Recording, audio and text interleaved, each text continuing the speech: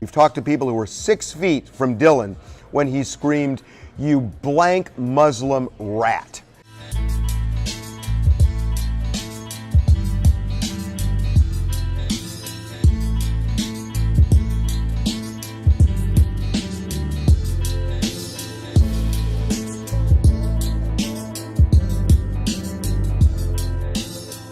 So everyone has been wondering, when is Johnny Bones Jones going to return to the UFC? Well, I have confirmed via multiple sources close to the promotion that it is a done deal. What is it? The rematch. John Jones' first fight in a year and a half will go down December 29th, UFC 232, against his longtime rival, Alexander Gustafsson.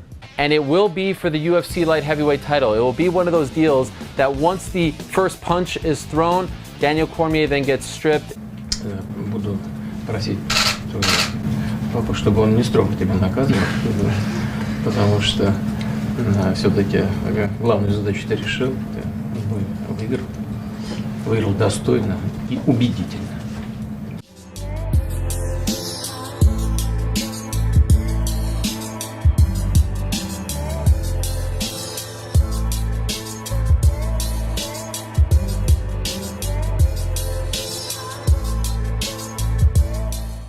DC or Lewis, oh my God, come on now. DC finna run that dude right quick. So I appreciate you guys saying what's up. 8 weeks, back training. 2 weeks, I can start moving my hand around. 6 to 8 weeks, I should be back training, guys. So appreciate all the love and support. Khabib versus Willie. Khabib might be out for a little minute, ain't he? I don't know. I ain't gonna wish nothing. Yeah, matter of fact, let me talk about something. A lot of people was in my DM talking about, I can't believe what you said about Khabib. His visa. I ain't say nothing about that man's visa. I know good and hell well not to put nothing out. Them people might not even been thinking about grabbing that man's visa. I know good and hell well not to mention that. Ain't got nothing to do with me. This whole build-up was built up on some straight-up gangster shit. So if that's what they wanted to do, I ain't had nothing to say. I'm just saying, don't all of a sudden be so strict on Khabib like a dolly didn't fling through a window. That's all I'm saying. So I ain't have nothing bad to say about Khabib. Only thing I said was, after he jumped and soared through the air like an eagle and tried to double kick Dillon upside the dome, it took away from his performance. He had a good performance, he fought hard, he won, and at the end of the day, dropped the mic. So unfortunately, he probably gonna lose some money, a little fine, and whatever else. It ain't, but that ain't my business. So people can get out on my DM. So my Russian fans don't. I done spent the whole month in Russia, St. Petersburg, Moscow. Don't try to scatter away my Russian fans. Like I said, something about Khabib. I ain't saying damn about Khabib.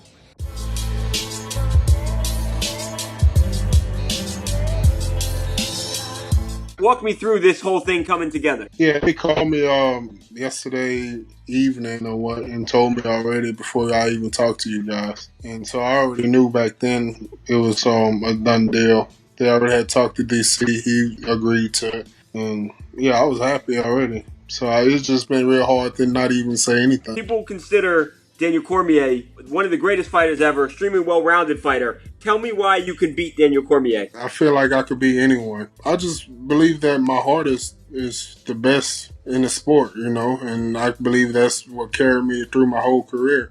Not my talent or my power or anything like that. I just believe my heart. I believe it shouldn't be no problem with me getting my hand raised. I visualize it. I could see that happening, even if it's in the first round or later, the last few seconds of the fifth round. I believe I could really win this fight. I'm going there to win, especially in Madison Square Garden.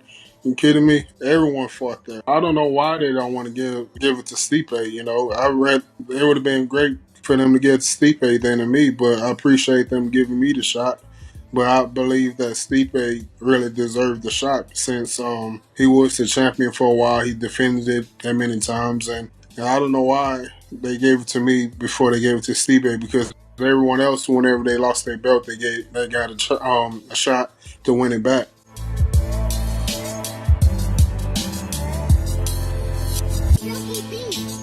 after the fight, just incidentally, I kind of threw Khabib under a bus. You know, I was pretty harsh on him on the FS1 post-fight show. Because from where I was, we're high up in the arena and we're looking down. From what we saw, I saw Khabib dive over the fence and start fighting with somebody in the crowd. And then some other people jumped over the fence and started on Conor and all the rest. That's why it looked to me. So on the post-fight show, I was like, listen, Khabib, incredible performance. You did amazing, but you've really let yourself down here. Because Khabib, leading into that fight, was very, very dignified. He had a lot of class. You know, he didn't really respond. He didn't play McGregor's game. He didn't lower himself to it. You know, he held himself at a higher standard. But that all went out the window Saturday night when that went down. So, yeah, I was tough on Khabib, mainly because I was disappointed for him. Not because, you know, I'm not a fan of Khabib. I'm a huge fan of Khabib and his whole team. I'm friends with some of them. But it was an ugly scene and it was regrettable. And I'm sure he'd even say that. But after watching it back and seeing it in slow motion and things like that and actually seeing what went down, I do feel a little differently about it. So I guess, I don't know if I owe Khabib an apology, but I would like to clarify some things. So now, of course, Khabib was jumping at him in an aggressive way. Yeah. But we don't know if he was going to actually start swinging punches. You know what I mean? We saw Conor jump the fence against Jose Aldo and jump it and get in Jose's face. Jose didn't start swinging punches. Khabib jumped over and Dillon Danis threw the first shot. And then it all kind of went crazy from there. Then we see Conor trying to get over the cage. And then one of Khabib's teammates gets on the cage. And Conor threw the first punch. Yeah.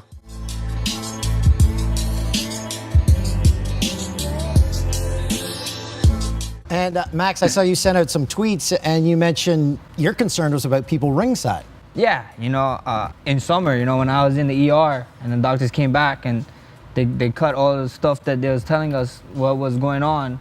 You know, emotions was high, you know, two guys tweeted me, you know, Khabib and Conor, and they reached out to me and they told me, you know, at that point you can kick a dog when he's down, you know, and they didn't, you know, they send well wishes, they gave me respect. But, you know, at the end of the day, my son is going to be ringside when I fight Ortega, you know? My son is ringside when I fight. You know, Trojan could have got smashed.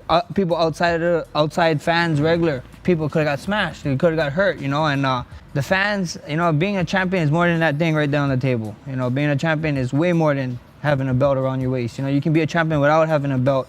And, you know, a lot of fans is seeing these guys. I don't think so they're really seeing who these guys are. You know, in my eyes, these guys are two great leaders. I hope they figure it out, they get control of their teams, and they let everybody know and change stuff around before it's too late for them.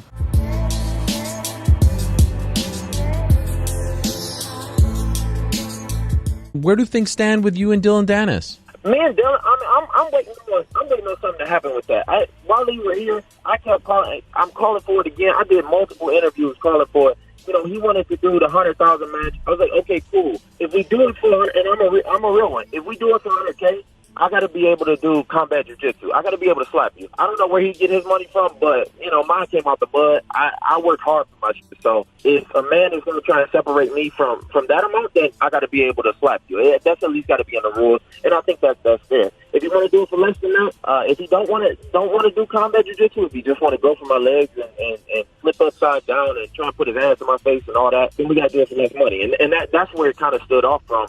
I'm still waiting to hear something back. I'm not going to be waiting around forever on that. There's still something to be done. I'm not going to jump over and try and punch him in the face or anything like that. You know, Dillon is a world champion in jiu-jitsu. I want to see what he's made of. But, you know, if it's going to be for our bread, then you got to let me slap you. Did you guys see each other at the media workouts? Yeah, and they escorted me away. Like I said, I mean, they did that a couple times. At the media workouts, I kind of stood in the back, watched everybody else. When they was there, and I saw Dillon, and I saw the rest of them. You know, they wanted me off the stage. Otherwise, they wanted to come up and all that. And I just kind of let them have it. So I got plenty of time. I'm not chasing after nobody really. And you know, these guys are like, they can run all they want, but they know I'm still there, and they know I'm still constantly pacing towards them. So.